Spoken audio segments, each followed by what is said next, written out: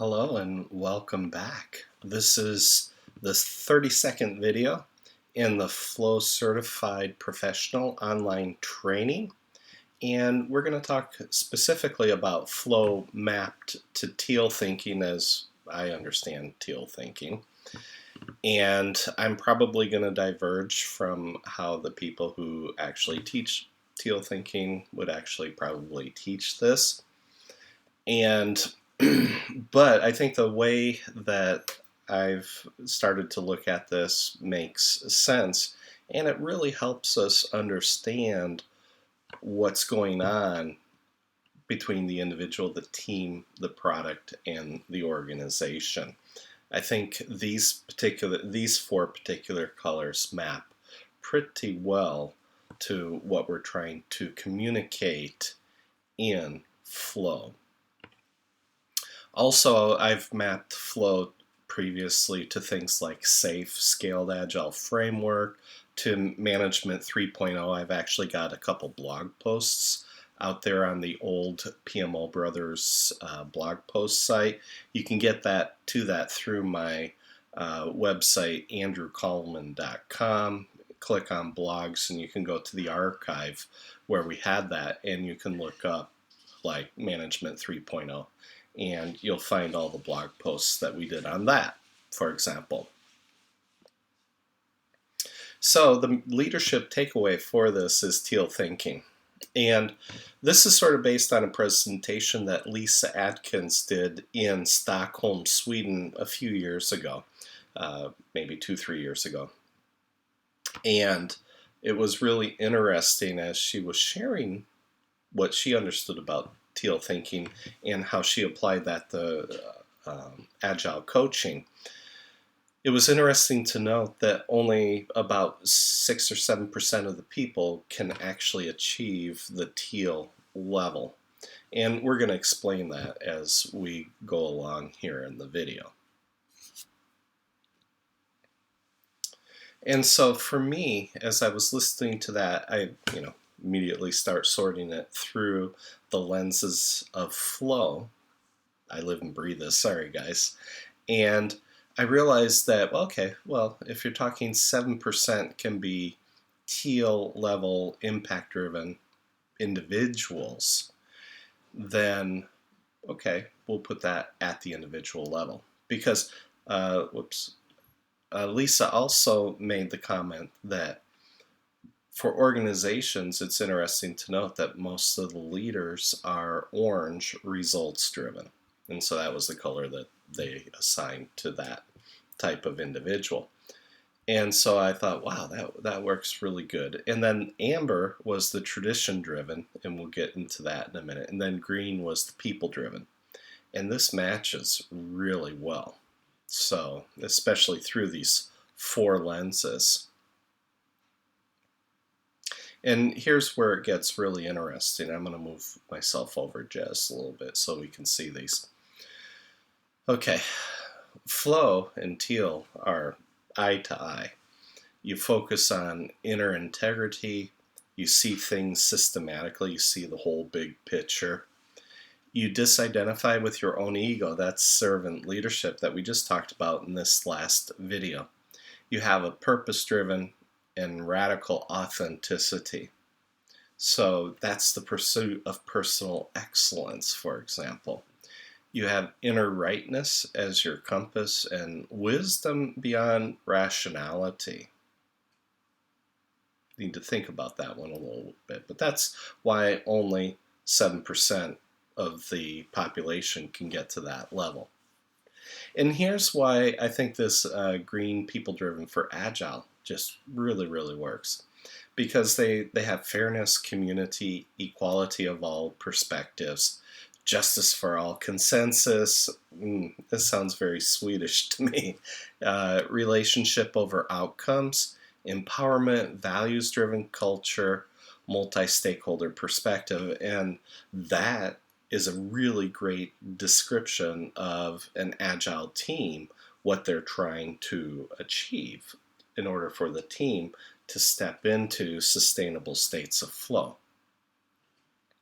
Here's where it gets really interesting, is that if you remember, in the product box, I include program, process, line management, and all the manager level things belong in this box. So you have an awareness of social roles, following authority. If you've ever worked with a program manager, it's just boom, boom, boom, boom, boom. Here's the rules, we're going to follow them. Here's the stage gate process, we're going to follow it. And they have absolute truth. They look at things black and white. They can see others' expectations, but they're dogmatic, okay? And I've worked with enough program managers, and sorry, used to be one myself, that I understand exactly where they're coming from and what they're trying to achieve. They have a much longer term perspective than the team level that's focused on getting the work done. They're trying to look at the work over a longer horizon.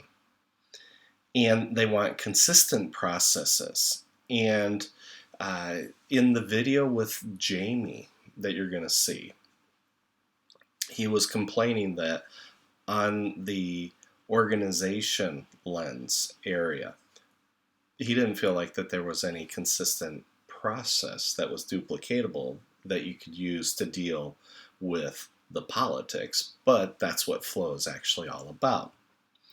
And they want size and stability, and they're very hierarchy driven, okay?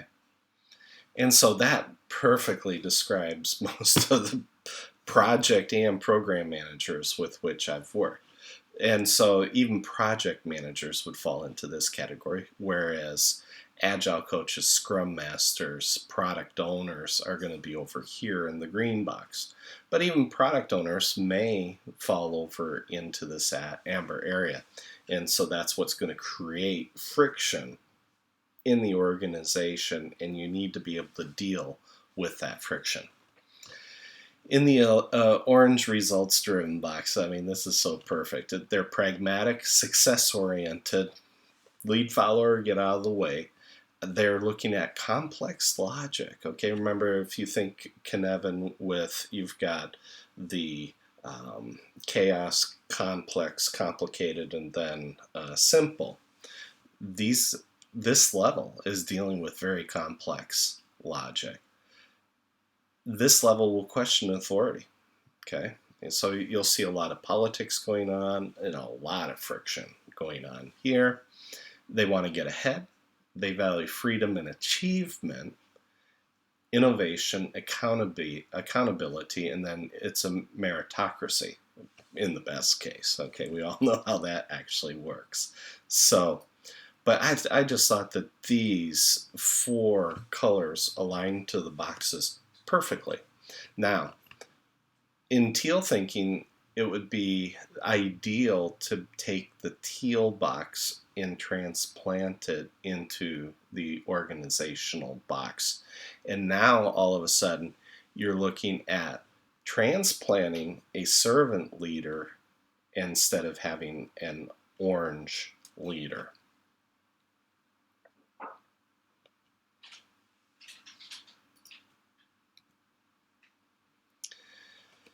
Here's a couple more of these. For the individual, you got to be looking at individual excellence, including autonomy, mastery, and purpose.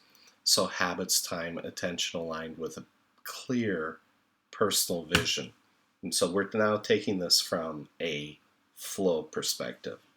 For the team, you absolutely have to have clear vision and goals, immediate feedback, and the team's skills match to the challenges. If you remember in the beginning, if the team's abilities are here and they get challenges that are beneath the team, they'll get bored. If you get something that's way above their ability to achieve what they're being asked to achieve, that's just going to create anxiety, and they're not going to be able to deliver anything. And so you have to balance that within a range.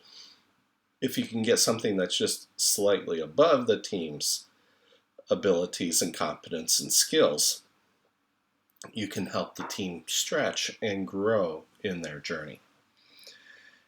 For the product, you need to have, again, you absolutely have to have clear vision, and we have this in every box.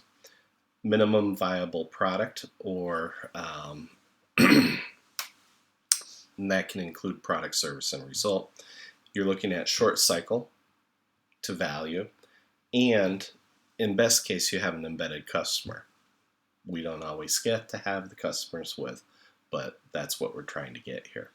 And then for the organization, you have to have clear vision, definitions, and distilled agreements. Otherwise, it's going to explode into politics, and nobody likes the politics when those ratchet up. That just creates stress at every level. You want a cogent plan that you can deliver, and you iteratively drive to success through the lens of vision. And you do that through the retrospectives and through the measuring, and you actually measure how we're getting towards the vision. And we're going to show that to you in some of the videos at the end.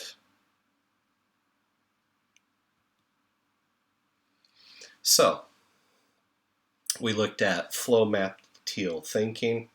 As I mentioned, I've mapped flow to safe, scaled, agile framework. I think I've also mapped it at one point to less and Nexus. I've at one point mapped it to Prince 2. Definitely have matched it to PMI's PMP level, their book of knowledge that they have. We've used flow for decades, helping traditional project managers get agile results. And then we've mapped flow to Teal Thinking here. And I've also even got in the flow coach level, I think we've even got the flow mapped to radical collaboration. But whether or not we include that in the future, we'll see.